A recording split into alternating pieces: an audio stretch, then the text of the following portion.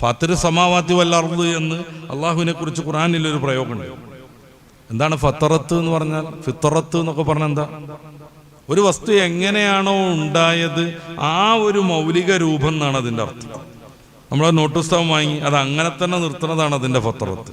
വരച്ച് മാർജനിട്ട് തെറ്റിച്ച് കുറെ കുത്തിക്കുറിച്ച് അഴുക്കാക്കി ചട്ടൊക്കെ കീറിപ്പറിച്ച് ഫത്തറത്തിൽ നിന്ന് മാറുന്നു. ഒരു കുട്ടി ജനിക്കുമ്പോൾ അവൻ ആ ശുദ്ധമായൊരു നോട്ട് പുസ്തകം പോലെയാണ്. ഒരു പുള്ളിക്കുത്തുപോലും അതിലില്ല. ഹൃദയം ശുദ്ധമാണ്. വൈകല്യങ്ങളൊന്നും കയറിയിട്ടില്ല. അനാവശ്യ ചിന്തകളില്ല. അമിതമായ മോഹങ്ങളില്ല. വളരെ വിശുദ്ധമായ ഫത്തറത്തായ ഒരു ഹൃദയം. പിന്നെ അവൻ്റെ സാഹചര്യം അവനെ വഴിതെറ്റിച്ചുകൊണ്ടേയിരിക്കും. നമ്മൾ നൈസർഗികമായി അങ്ങനെ തന്നെ അങ്ങോട്ട് പോയാൽ പടച്ച റബ്ബിനെ കണ്ടെത്തുക എന്നത് വളരെ വളരെ വളരെ സിമ്പിളാണെന്ന് റസൂലുള്ളാഹി സ്വല്ലല്ലാഹു അലൈഹി വസല്ലം തങ്ങൾ ഈ ഹദീസിലൂടെ നമ്മളെ പഠിപ്പിക്കുന്നു. നമ്മുടെ ബുദ്ധി ഉപയോഗിച്ച് ചിന്തിച്ചാലോ, ഈ പ്രപഞ്ചം ഉണ്ടെന്ന് അംഗീകരിക്കുന്നവർക്ക് നമ്മളിവിടെ ഉണ്ട്, ഈ ഭൂമി ഇവിടെ ഉണ്ട്, ഈ മൈക്ക് ഇവിടെ ഉണ്ട്, പള്ളിയുണ്ട്, ഇതൊന്നും ഇല്ല എന്ന് പറയുന്ന ഒരു ടീമുണ്ടായിരുന്നു പണ്ട്. എന്തുകൊണ്ട്?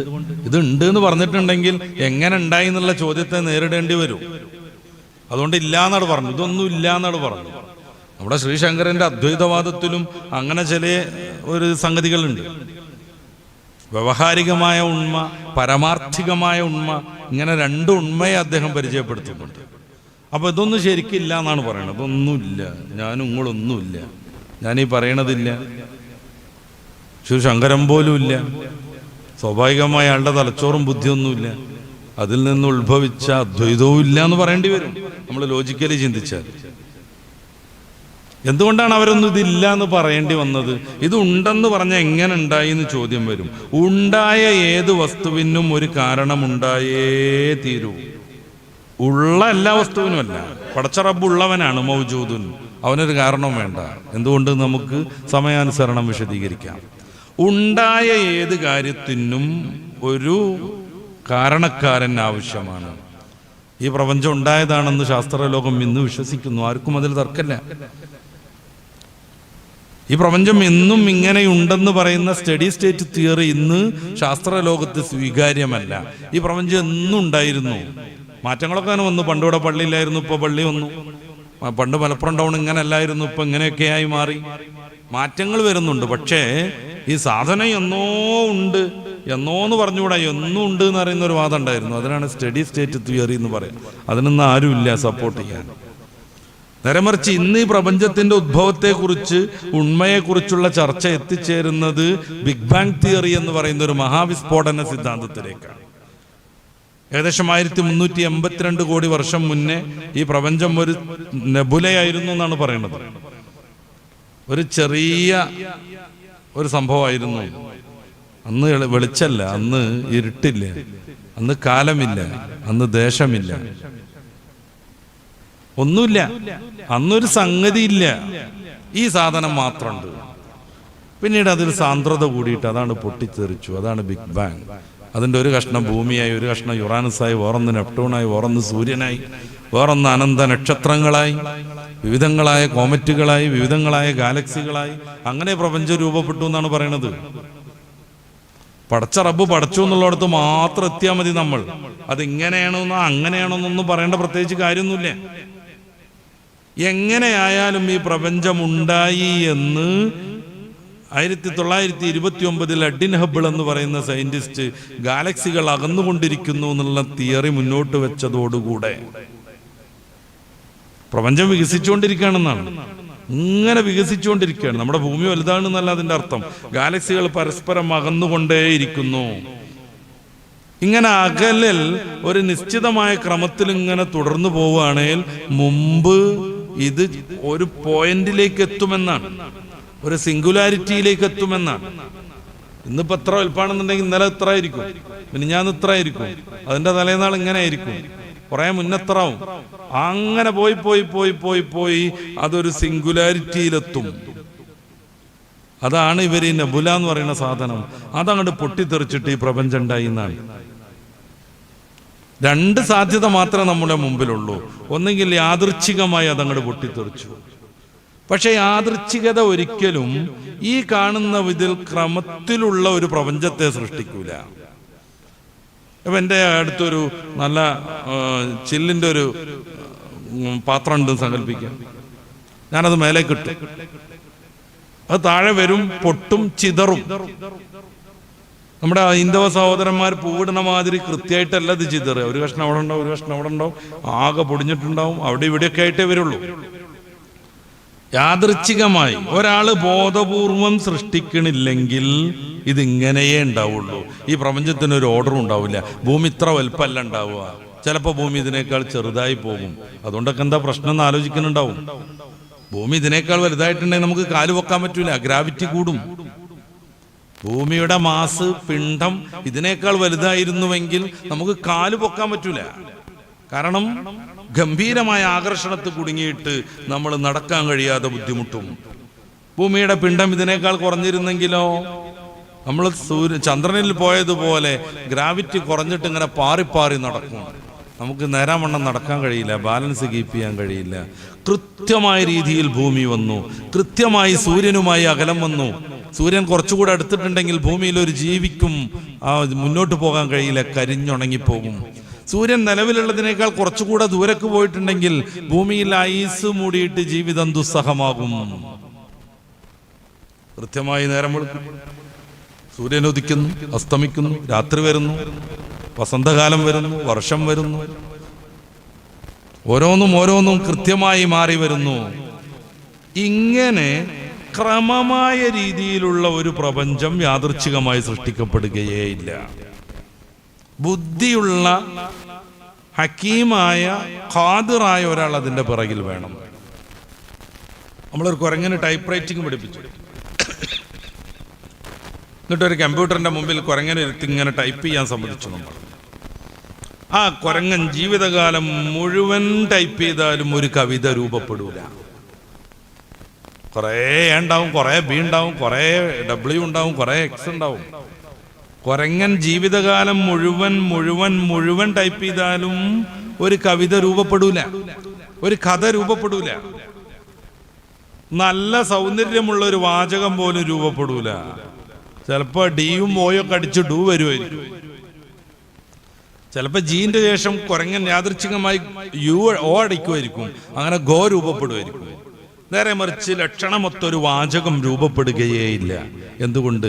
ഹക്കീമല്ല അവിടെ ടൈപ്പ് ചെയ്തുകൊണ്ടിരിക്കുന്നത്. അപ്പൊ ഹക്കീമായ ഒരു സ്രഷ്ടാവ് പിറകിലില്ലെങ്കിൽ ഈ പ്രപഞ്ചം ഇത്ര മനോഹരമായി വ്യവസ്ഥാപിതമായി മുന്നോട്ട് പോകൂല. അപ്പൊ യാദൃച്ഛികത ഒന്നിനെയും സൃഷ്ടിക്കണില്ല എന്നർത്ഥം. യാദൃച്ഛികത ഒന്നിനെയും സൃഷ്ടിക്കൂല. സൃഷ്ടിച്ചാൽ തന്നെയും അത് ഇപ്രകാരം ക്രമപ്രബുദ്ധമാവൂല. ഇനിയൊരു സാധ്യത ഉള്ളത് ഈ പ്രപഞ്ചത്തിന്റെ ചില ഭാഗങ്ങൾ മറ്റേ ഭാഗത്തെ സൃഷ്ടിച്ചു എന്നാണ്. ആ പ്രപഞ്ചത്തിന്റെ ചില ഭാഗങ്ങൾ മറ്റേ ഭാഗത്തെ സൃഷ്ടിച്ചു എന്ന്. അതൊരിക്കലും ബുദ്ധിപരമേ അല്ല.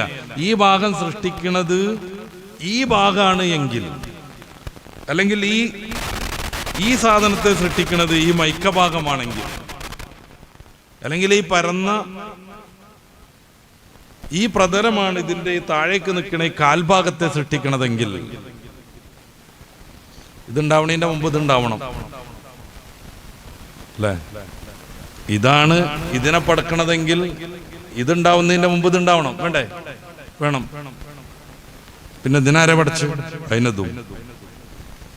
പ്രപഞ്ചത്തിന്റെ ഒരു ഭാഗം മറ്റേ ഭാഗത്തിനെ പടക്കണ് എന്ന് വന്നാൽ ഇതുണ്ടാവണതിന്റെ മുമ്പ് മറ്റേതും ഉണ്ടാവണം, അതുണ്ടാവണതിന്റെ മുമ്പ് ഇതും ഉണ്ടാവണം.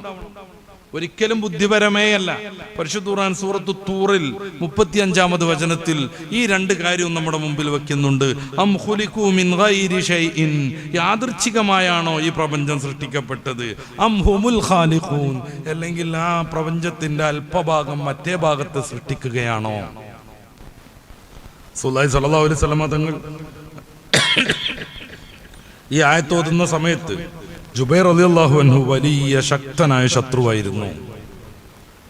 അദ്ദേഹം പറയുന്നുണ്ട്, റസൂൽ തങ്ങൾ ഈ ആയത്ത് ഇങ്ങനെ ഓതിയത് ഞാൻ യാദൃച്ഛികമായി കേട്ടു.